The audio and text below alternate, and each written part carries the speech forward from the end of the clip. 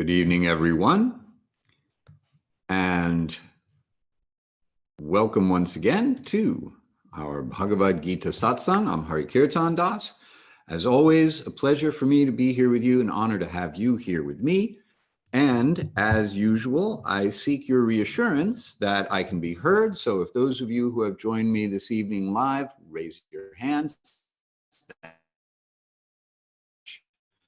I feel very validated now, and I'm very happy to know that I can be heard. Let's take care of our usual housekeeping chores. So especially for those of you who are new, and some of you are, so thank you very much for being here. You can adjust your audio settings and viewing options up in the upper right-hand corner. No need to worry about your mic or video camera. I cannot see or hear you. But if you would like to be heard, you can type into the chat window. I also have the Q&A box open if you prefer. Putting it up in the chat window means everyone will be able to see, I believe it'll mean everyone can see your questions and comments. And that takes care of that. Our chapter 17, the Yoga of the Threefold Divisions of Faith. Last class, we continued from where we left off with more of we are what we eat. And in terms of thinking about the logic of deference to a wisdom text or a scripture, we spoke about judging according to elevation or degradation of consciousness rather than conceptions of who's right and who's wrong or what's good or what's bad, and the sad state of affairs of judgment and judging people and feeling judged in our contemporary lives. Offerings according to the modes of nature, we covered verses 8 through 13. This evening, we're going to speak about austerity. I cut a few verses off of what I thought I was going to cover because as I was preparing the class, I realized that there was so much here to speak about just in these verses about austerity in relationship to the qualities of material nature, that we should stick with that. So we're going to go with verses 14 through 19, and as we will see, we will be speaking about the Bhagavad-gita in relationship to the Yoga-sutras, specifically the first value of yoga from the standpoint of Brahminical culture or dharma, is also the first action of yoga and the third of the niyamas in Patanjali's Yoga-sutras. So we're going to see how in this section there's a very interesting and helpful integration of yamas and niyamas as seen from the perspective of the qualities of material nature. So that's what we have to look forward to this evening. And before we go any further, we will chant our invocation mantra. So for those of you who are new to transliterated Sanskrit, the dot over an M indicates that we close our lips and at the same time close the back of our tongue to the back of the roof of our mouth, making a kind of rounded shape with our mouth.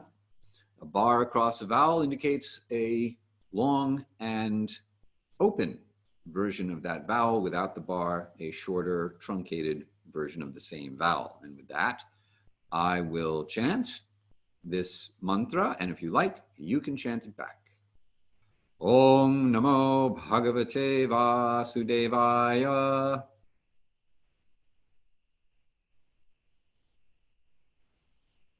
Om Namo Bhagavate Vasudevaya.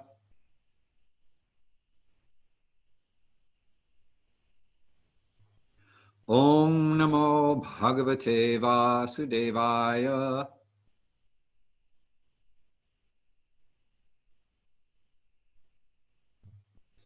Translation. I offer my respects to the Supreme Person, the Son of Vasudeva, Krishna, who is the all-pervading transcendence. So we offer our respects with this invocation mantra to the speaker of Bhagavad-gita, who is the son of Vasudeva. Quick recap from last week. In verses 11 through 13, we looked at three kinds of offerings or sacrifice, to be technical from the standpoint of the Sanskrit. And we looked at these in terms of the mode of goodness, the mode of passion, and the mode of ignorance. So running through these verses, just the translation once again, an offering that is made in accordance with scriptural directives by one who is free from the desire to enjoy the fruits of their offering, with full concentration and the attitude that such offerings are to be performed for their own sake, is an offering in the mode of goodness. An offering performed as a prideful show of religiosity for the sake of gaining a material benefit, however, should be understood to be an offering in the mode of passion, O best of the Bharatas. An offering made without any basis in scriptural directives, with neither the distribution of food nor the recitation of mystical sounds, nor any donations to spiritual leaders, and devoid of faith, is understood to be an offering in the mode of ignorance. So we'll just run through these in a little bit of detail, just to give you the highlights of what makes an offering in which mode. So in the mode of goodness, there's some higher authority that one is deferring to. That is to say, yoga wisdom text or some kind of spiritual wisdom text, and we take our direction about what kind of sacrifice it should be, what kind of offering should it be, how it should be performed, for whom, at what time, what place, what circumstance, etc. In other words, we don't just make stuff up. Free from attachment to the results, that is to say, it's dutifully performed rather than with some ulterior motive or any material motive at all. With full concentration or being fully present, engaged in the sacrifice with full attention, as opposed to doing it on autopilot. This is particularly interesting when we bring it forward into some of the verses we're going to cover today, insofar as mantra and mantra meditation is concerned, because mantra meditation is understood to be an offering, a sacrifice that is practiced under the umbrella of svadhyaya. So chanting mantras, reciting verses or sutras from scripture is also a form of svadhyaya, along with introspective analysis and study. So being fully present when we are engaged in this aspect of svadhyaya is a sacrifice in the mode of goodness. So we'll come back to this in just a little bit. And then performed as a matter of duty. So that's kind of the other side of the coin from free from attachment to results. An offering or a sacrifice in the mode of passion is prideful. That is, you're doing it, or a person would be doing it as an act of pride. I'm so religious, and I want everyone else to think that I am saintly, therefore I am hypocritical. It's a show of religiosity rather meant to impress people, rather than something that is actually coming from a place of sincerity. And you're doing it for your own personal benefit, rather than without attachment to the results or for the benefit of others. And then finally, offering in the mode of ignorance would have no connection to any scriptural directive, just making stuff up. No distribution of food, specifically sanctified food. The sacrifice means that there's an offering. And certainly in Vedic sacrifices, there's the offering of food to the Ishta Devata, the deity of one's choice, the particular form of the Supreme Person with whom you feel a connection, a relationship. And when food is offered in this way and assumed to be accepted, then that food is called prasadam, which is then distributed to everyone who is in proximity of such an offering.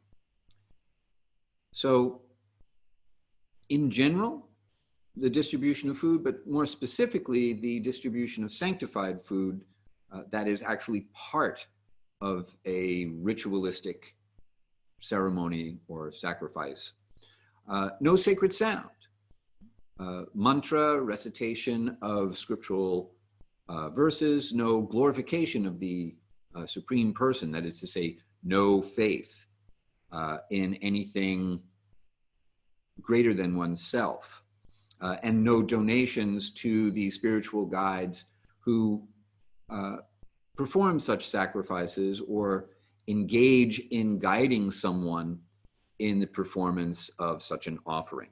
So that takes you through the three kinds of sacrifice, just broken down into the detail of each of the qualities of material nature. That's where we left off last week. And if you have any questions or comments about the details of these three ways of looking at offerings or sacrifice, and please go ahead and pop them in the chat, and I'll keep an eye out for those. Meanwhile, this week's verses 14 through 19, as usual, I'm going to go through just the translations. We're going to chant 3 verses this evening.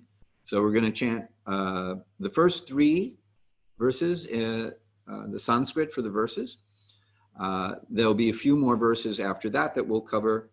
I'm going to run through just the translations, and then we'll take a look at each verse in detail. So, verse 14, the translation: honoring divinities, the twice born, the spiritual master, and those who are wise, purity, sincerity, celibacy, and nonviolence. These are known as austerities of the body. Verse 15, speaking in a manner that is not disturbing, that is truthful, pleasing, and beneficial, as well as the practice of scriptural recitation. These are known as austerities of speech. Verse 16, serenity of mind, gentleness, gravity or silence, self-control, and purity of being. These are known as austerities of the mind.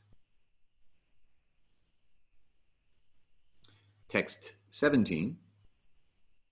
This threefold austerity, when performed by people with the highest faith, who are linked to the Supreme and free from the desire for mundane rewards, is said to be in the mode of goodness. Text 18. Austerity that is performed pretentiously for the sake of praise, honor, and worship is said to be in the mode of passion. It is erratic and uncertain. Verse 19. It is performed with foolish, comprised, or with the objective of bringing harm to others, said to be in the mode.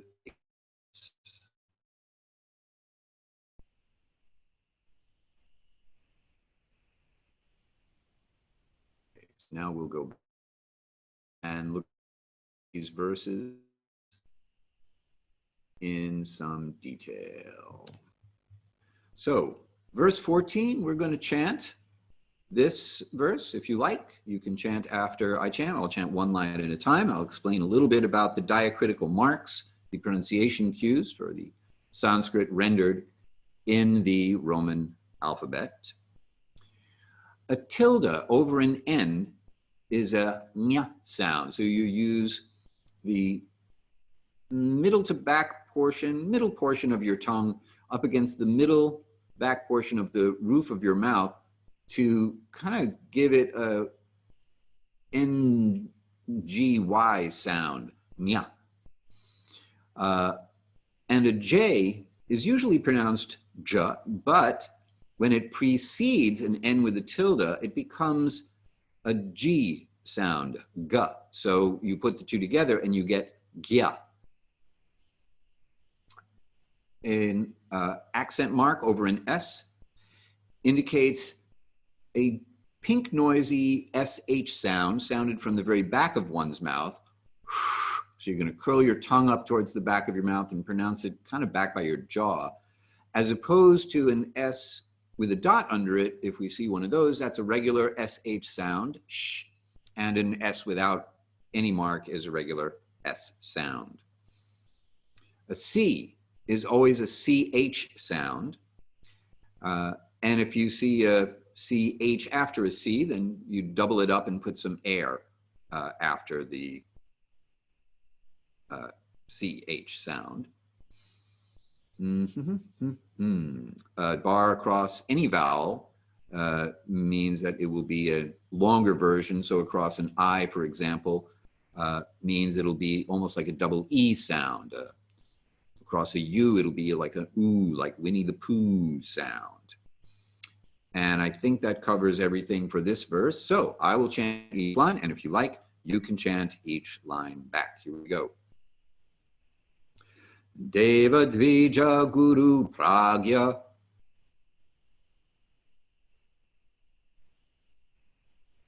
Pujanam Shaucham Arjavam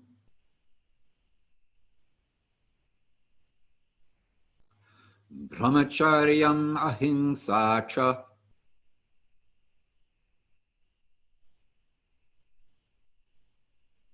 Shariram Tappa Uchyate.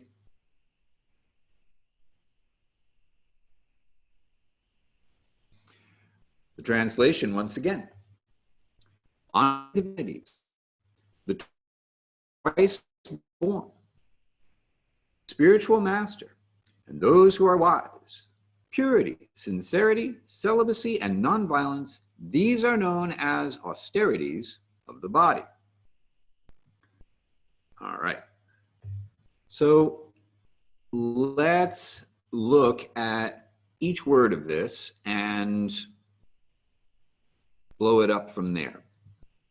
So Deva, from which the English word diva is derived, indicates God.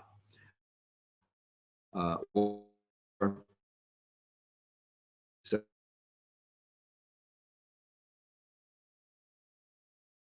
you may find it translated as Lord, and that would be true.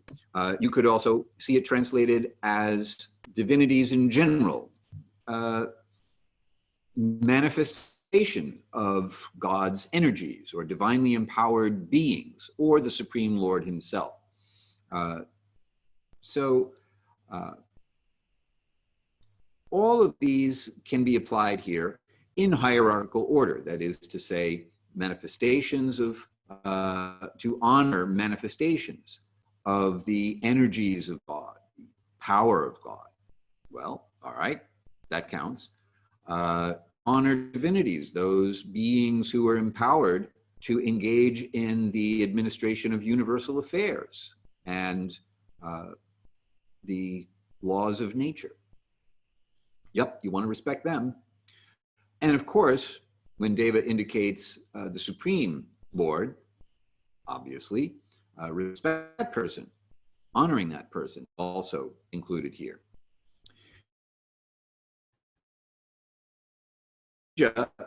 Twice born indicates those who are formally recognized as spiritually enlightened intellectuals, otherwise known as Brahmins. We have discussed in previous classes the Vedic social structure that Krishna describes in the Bhagavad-gita, and that he says is a naturally occurring social structure on account of the fact that he created it.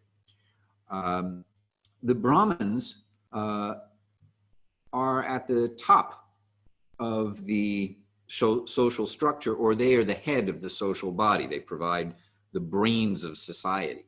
The Kshatriyas provide protection, so they're the arms and the chest. The Vaishyas are the entrepreneurs, the business people whose primary activity is agriculture, making sure that society is fed, has its assorted needs fulfilled. And then the legs of society, Shudras, are the skilled laborers, those who build bridges and design tools and perform the various services that make it possible for the other stuff to happen. So Dvija specifically means one who has been acknowledged by those who occupy the position of Brahman as having Brahminical qualities. Therefore, initiation is like a second birth. You take birth in your material body, but then there's a spiritual rebirth that is not so dissimilar to the Christian concept of being born again. It's a very similar idea. So this is who we're talking about, is those who have been spiritually reborn and therefore provide the spiritual intelligence that guides society towards its ultimate good. The word guru obviously indicates the guru, the spiritual teacher or the spiritual master. And tradition indicates that we should honor the guru actually on the same level that we honor the Supreme Lord. Faith in a spiritual teacher the same way we have faith in the Supreme Person. This is the final verse in the Shvetasvatara Upanishad, indicating that the contents of the Upanishad are illuminated for one who has this kind of faith in their teacher and in this.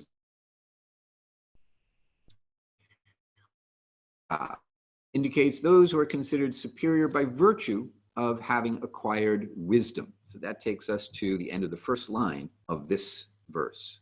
In the middle of the second line, we see the word shaucham, indicating cleanliness or purity.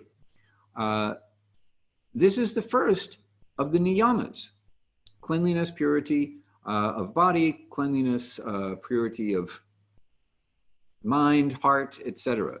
Whatever you take into your body or feed your senses, whatever you hear, whatever you see, etc., should all be pure and therefore purifying.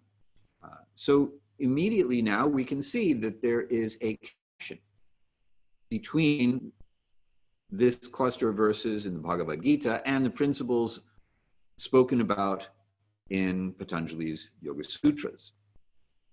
Arjavam indicates the alignment of deeds. In other words, sincerity. You do what you say what you mean. One thing leads to another. You walk your talk. Simplicity, being without duplicity towards others. So now this is not the same word, but this is very similar to the idea of the yamas, ethics, how you treat others, and the idea that you don't steal, that you don't covet, that your interactions with people do not have some ulterior motive of what you're going to get for yourself. Brahmacharyam, in the next line, indicates controlled direction of sexual energy, directing your sexual energy in such a way as it works for your spiritual attainment and the spiritual attainment of whomever you are engaged with in that kind of intimate relationship. So there's a broad definition of celibacy as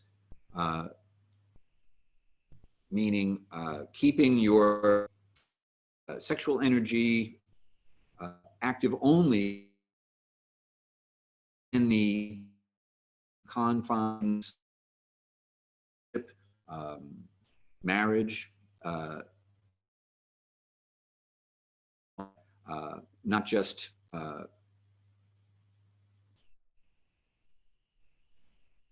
sexual activity only with a you're committed to, but then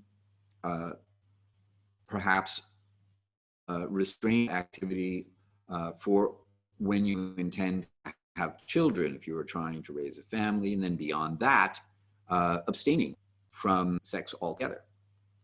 So it doesn't just mean celibacy as no sexual activity. There are different grades of standing chart according to what is your position in society, your social position, and also what is the level of spiritual attainment that you're operating on. What is your spiritual aspiration? Where are you now, and where do you want to get to? And then next, we see ahimsa, nonviolence, the first and foremost of the yamas. So everything rolls back in the ethical directives to this idea of non-harming. And then we finish it with tapa. So shariram tapa. Sharira indicates the body. So shariram indicates pertaining to the body. These are tapa of the body. Like uvacha, it is said. So that takes us through this first verse, and if you have any questions about this verse, then please go ahead and put them in the chat. Any comments as well about this austerity of the body described in some detail here is related to the sutras, the actions of yoga in the first sutra of the second chapter, second pada, tapa, and also as one of the niyamas later in the chapter. So once again, honoring divinities, the twice born, the spiritual master and those who are wise, purity, sincerity, celibacy, and nonviolence, these are known as austerities of the body.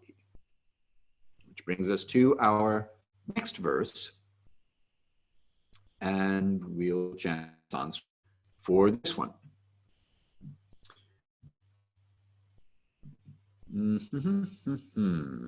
I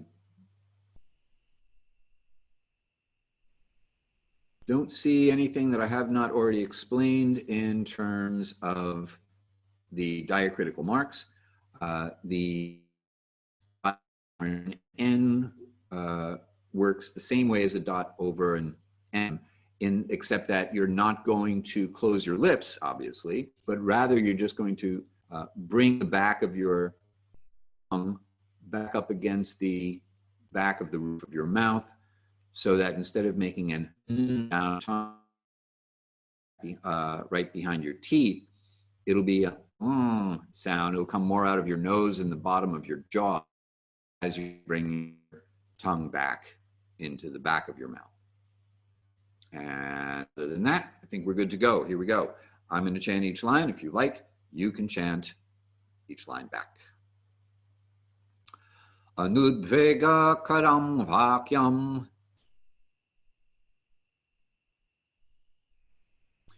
satyam priya hitam chayat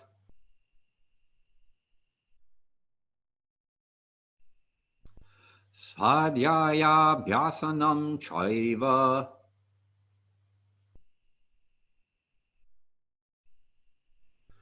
vanmayam tappa uchyate.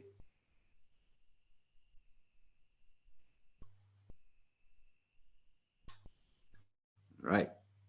Translation once again, speaking in a manner that is not disturbing, that is truthful, pleasing, and beneficial, as well as the practice of scriptural recitation. These are known as austerities of speech.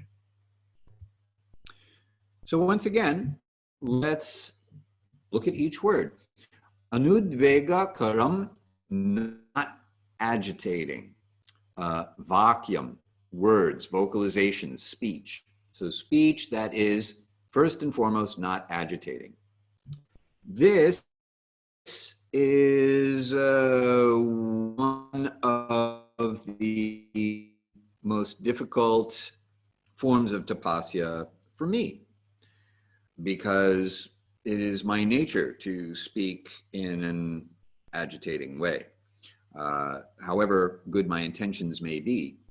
And I think I'm probably not entirely alone here.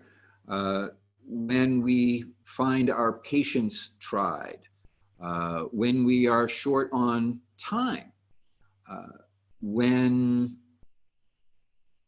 circumstances conspire to pull our equanimity out from under us, that's a time when we can engage in speech that is disruptive or disconcerting to others. Now, sometimes that's for practical reasons, that can be a good thing. You know, you want to shake someone up, you want to rock their boat, you want to make someone uncomfortable. And there are positive applications of this sort of thing. And to do that well, one has to be able to do it with equanimity.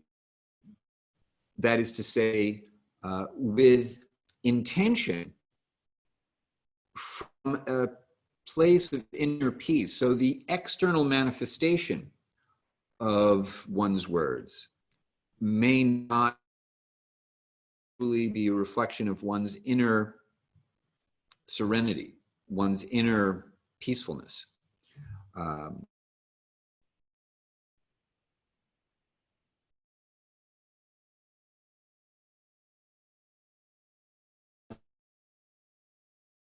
We may be, the reception of our agitating words will not be so good. So the general principle here is to speak in such a way that you can be, or that we can be of benefit to others, and yet do so in a way that does not disturb. Truthful, yet at the same time not tell the truth in such a way as to disturbance, to the degree that this is possible. Let's go back to the verse itself. Look at some of the Sanskrit words again. Satyam, truthfulness. Is anyone else having trouble with the audio or video? Am I cutting out? No, please, because I will try to make an adjustment if that is the case. Let me just check something here.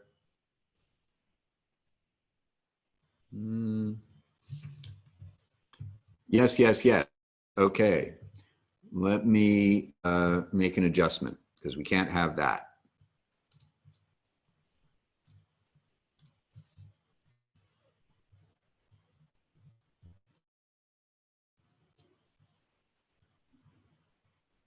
All right.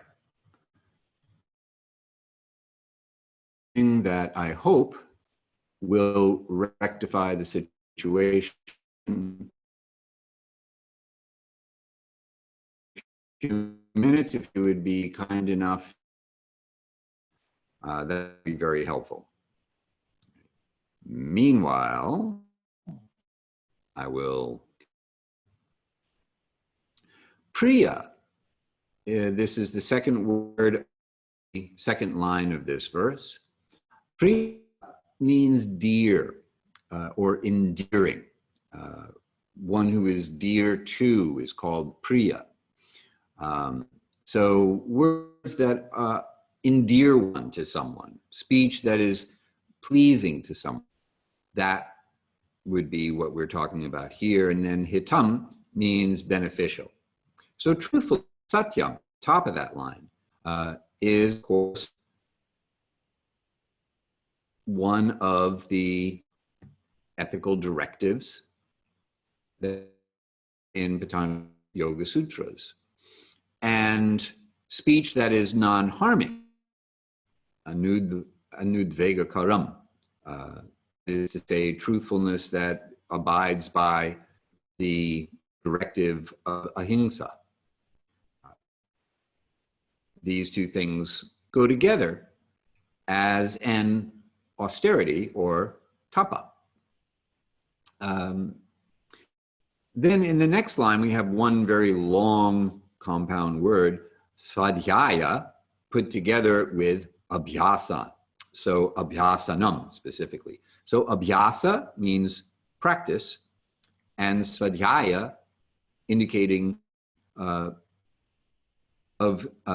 Vedic study, or specifically because we are speaking about speech. In context, this talks about the practice of scriptural recitation, which is part, as I said earlier, part of the practice of svadhyaya. So svadhyaya is the second action of yoga after tapa, and is the fourth niyama, the personal observances, the observances of self-care.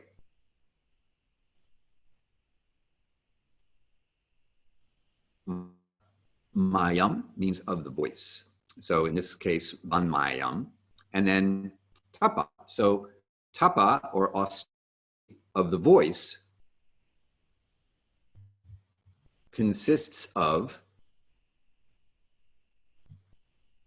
these elements: speaking in a manner that is not disturbing, that is truthful, pleasing, and beneficial, as well as the practice of scriptural recitation. So please let me know how the audio is. I hope that what I did solved any problem that may have been occurring. So if my bit of speech has been pleasing from the standpoint of the audio quality, please let me know. And if you have any questions about what I just covered, then also please let me know. Meanwhile, happening, but not as badly as earlier. Not really sure what other adjustment I can make for that. So I'm just going to hope that things get better as my system calms down. All right. Thank you, Jill, for letting me know about that. So in this verse, dot at the end of a word indicates a short stop on the vowel that precedes it, unless the dot under the H appears at the end of a word at the end of a line, in which case the vowel that precedes it is echoed back, a short version of that vowel, whether it is short or long.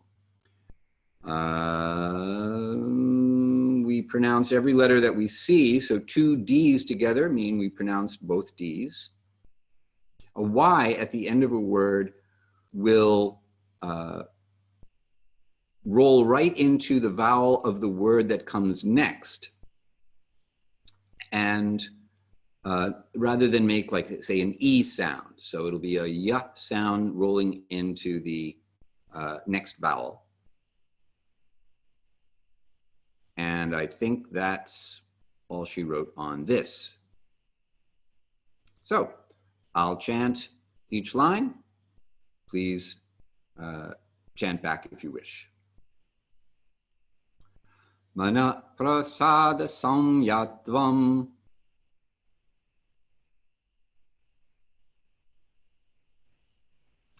maunam atma vinigraha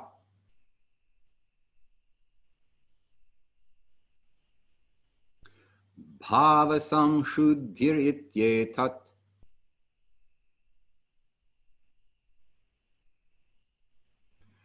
tapo manasam uchyate.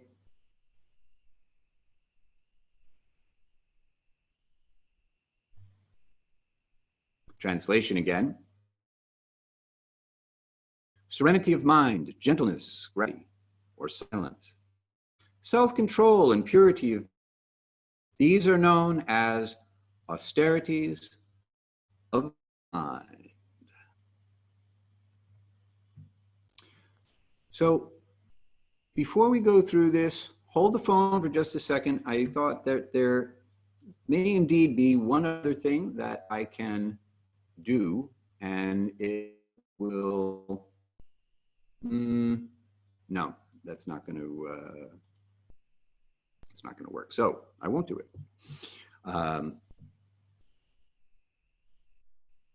So in this verse, mana prasadaha, satisfaction of the mind. So mana means the mind.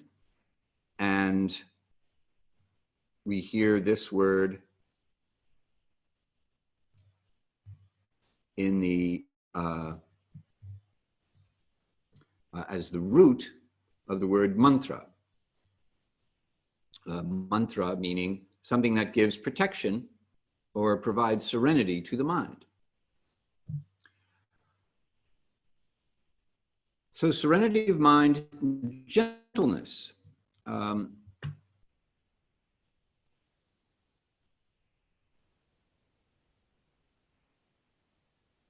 Gravity or silence. So the word here is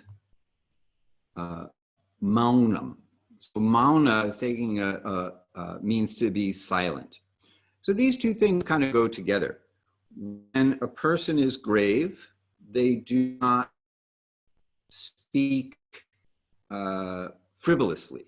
They are generally not interested in speaking about trivial things, but rather they reserve their speech for things that matter, things that are important, have depth, significance.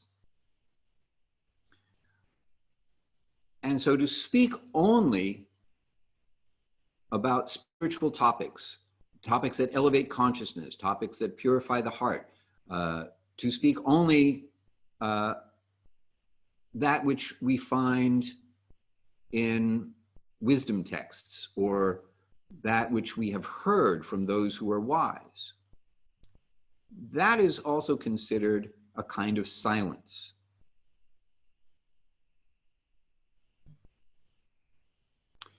Atma vinigraha. So Atma means self. And graha indicates control. So self-control. Someone who can restrain the impulse that come from the senses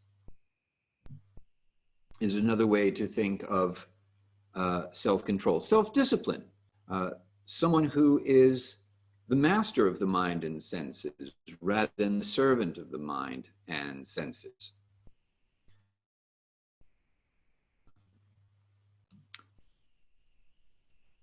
So these, and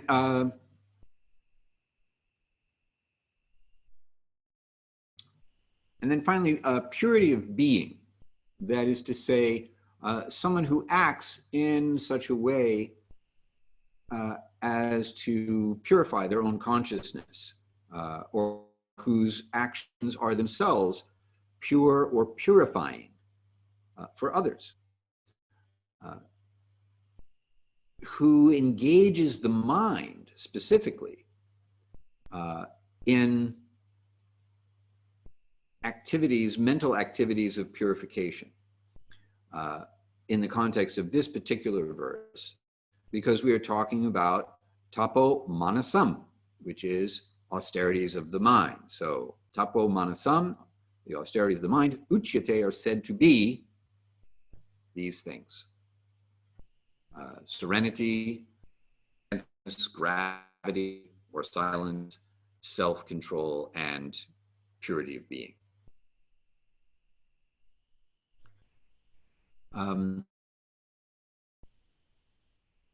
To make the mind means to detach it from the demands of the senses. The mind is considered to be the reservoir of the senses, and the senses are constantly sending information to the mind about what the senses like and don't like, what the senses want and don't want. And this relates to the obstacles of attachment and aversion that we find also in the Yoga-sutras. The 5 obstacles are ignorance, egoism, attachment, aversion, and clinging to life, or fear of death. The identification of the self with the body, both physical and metaphysical. So one whose mind is situated in such a way that they are not simply reacting to the impulses of the senses all the time, or who makes the endeavor to control the mind and endeavors to control the mind by controlling the senses themselves, is said to be exercising the austerity of the mind. So that concludes these 3 different kinds of austerities. So if you have any questions and comments about anything that I've spoken about in these verses, please let me know. Also give me just one more sound check. I hope that the sound has continued to be acceptable at the very least. Please let me know. The next verse, verse 17, reflects back on these 3 different categories of austerity, namely the austerities of the body, the austerities of speech, and the austerities of the mind. This threefold austerity, when performed by people with the highest faith, who are linked to the Supreme and free from the desire for mundane rewards, is said to be in the mode of goodness. So when you bundle all these up, this set of austerities and the characteristics within each set that are all now, as we can see, interrelated to the yamas and the niyamas, and overcoming the obstacles to yoga, as we hear from the Yoga-sutras, then we add on to that who is performing these austerities and what are the characteristics of such a person. So here we hear that the element of faith, here Krishna characterizes it as the highest faith, and who are linked to the Supreme. So yuktam is the word that is used in this verse, from the same root as yoga, yuj, to yoke, to connect. So one who is connected to the Supreme, and is not pursuing a mundane objective, but rather is pursuing an elevated or spiritual objective. Such a person is said to be executing this set of austerities in the mode of goodness. So Shena, sattva, yes, means goodness. So truthfulness and goodness are kind of interchangeable elements of sattva, from the root sat, eternal. That which is true or real is said to be sat, or eternal, as opposed to that which is false or temporary, asat, not the same kind of real, not as good. So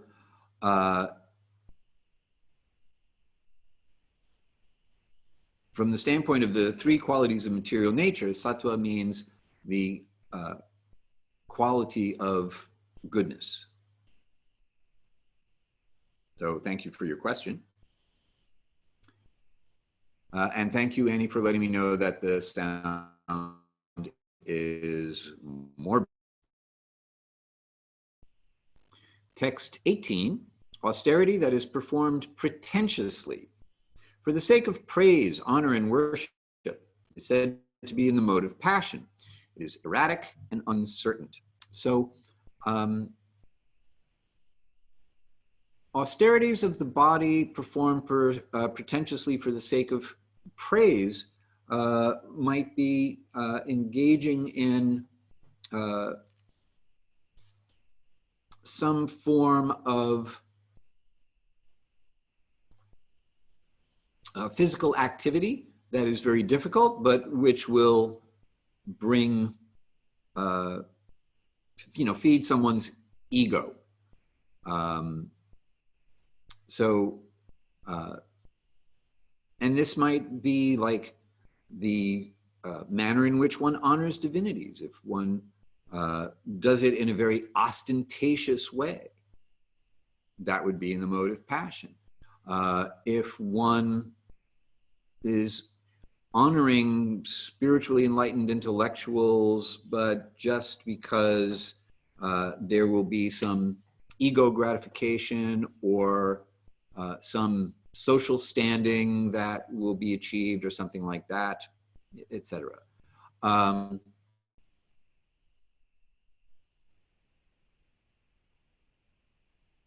Even someone who is engaged in austerities of speaking,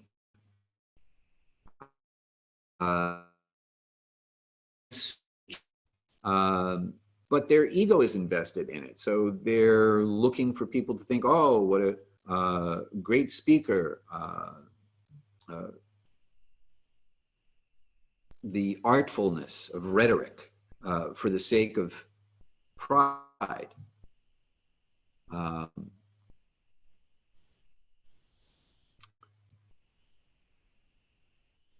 This can also be how speaking, the austerity of speaking gets now thrown into the mode of passion. I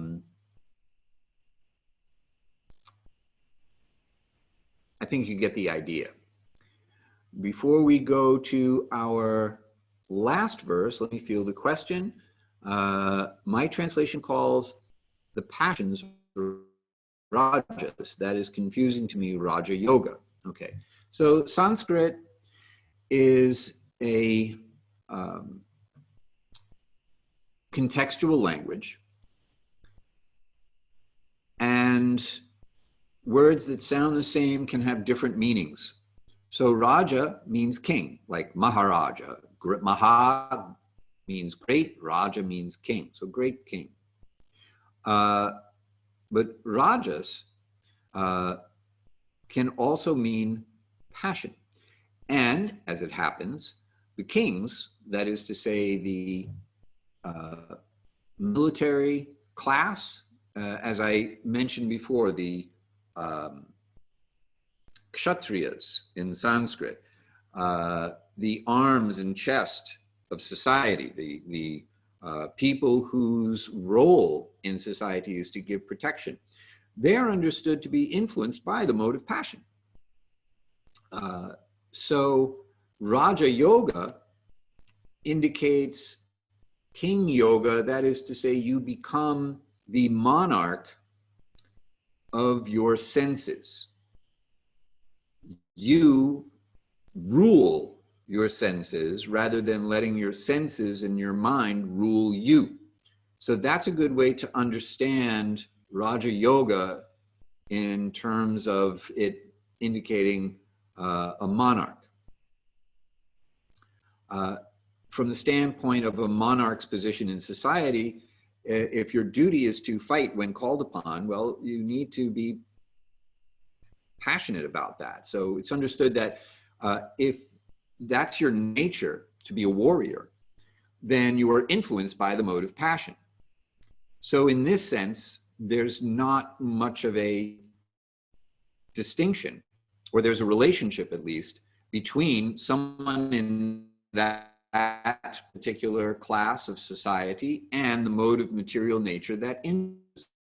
And where we find rajas is used for this particular mode of nature. Raja, indicating a king. Raja Yoga, you become the king of your senses and therefore overcome the influence of the modes of passion and ignorance. Does that explain that? No, not tangential at all, because we are speaking about the qualities of material nature in relationship to these different activities. So very good question, not a tangent at all. So thank you very much. Okay, so the question now, oh, okay, you've been wondering about that for a while because the book keeps using that word. Shini, you're giving me a great segue into mentioning that I have a free master class called Sanskrit Made Simple for Yoga Teachers. You can find it on my website. It's free, 45-minute class, an introduction to my not as free online course, Practical Sanskrit for Yoga Teachers, wherein I help you solve all manner of mysteries of this nature. So yeah, thank you very much for giving me that segue. I wasn't going to advertise it tonight because I did the last 2 weeks, but I did. This brings us to our last verse for this evening, verse 19. Austerity that is performed with foolish intentions, comprised of self-inflicted suffering or with the objective of bringing harm to others, is said to be in the mode of ignorance, tamas. So foolishness,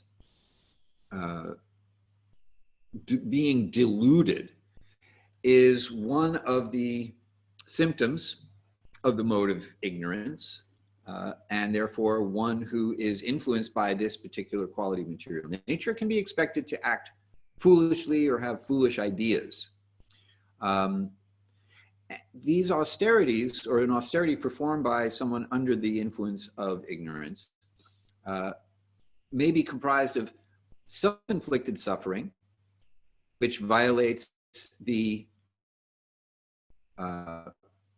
personal observances, niyama, which are principles of self-care rather than self-inflicted harm, or with the objective of bringing harm to others, obviously violates the first and fundamental rule of ahimsa, which is the first of the niyamas and the overriding principle that the other 4 yamas must work in conjunction with. So an austerity in the mode of ignorance is an austerity that is contrary to both the ethical directives and personal observances of self-care that we find in the Yoga-sutras and which are validated, corroborated here in the Bhagavad-gita. And that brings us to the end of this set of verses. So this evening, we covered austerity, the first value of yoga as it is understood in accordance with the 3 qualities of material nature. And we looked at how the different elements of austerity of body, speech, and mind tie together a variety of concepts that we hear about in the Yoga-sutras of Patanjali from the standpoint of actions of yoga, the ethical directives, and the personal observances. So if you have any last questions about anything that we covered this evening, now is a really good time to ask those questions. And if you are watching this after the fact, or if you come up with a question later, please write to me, Hari@hari-kirtana.com. I'll be very happy to hear from you. It's entirely possible that you are watching this now with me here in real time or after the fact. I may take a little extra time to reply to your questions because I'm going to be away for the next 2 weeks. I will be in India. I will be visiting Puri. I'll be on a retreat with one of my teachers and then traveling to Vrindavan, Krishna's hometown in Uttar Pradesh. So a relatively short trip considering it's going all the way to India. So just 2 weeks, but I'll be back in time for class day, February 20. I will be checking my email when I have connection while I'm away. So please feel free to write to me and I will do my best to answer as quickly as possible. When we reconvene for our next class, we will finish chapter 17, the yoga of threefold divisions of faith, looking at charity and the qualities of material nature. And then the last verses indicate, are about the threefold indication of Brahman, the mantra Om Sat. So we'll talk a little more about that. And hopefully you can all hear me as my internet connection may be a little unstable at the moment. That's all, folks. Thank you very much for your kind wishes, Carla. I will be looking forward to sharing stories with all of you when I return. I hope in the meantime that you are all well. I thank you very, very much for joining me this evening, and I particularly thank you for tolerating the audio issues, and I hope they were not too obnoxious. I look forward to seeing you all again when I return. Until then, be well. I will thank you very much, and I will now end this meeting for all.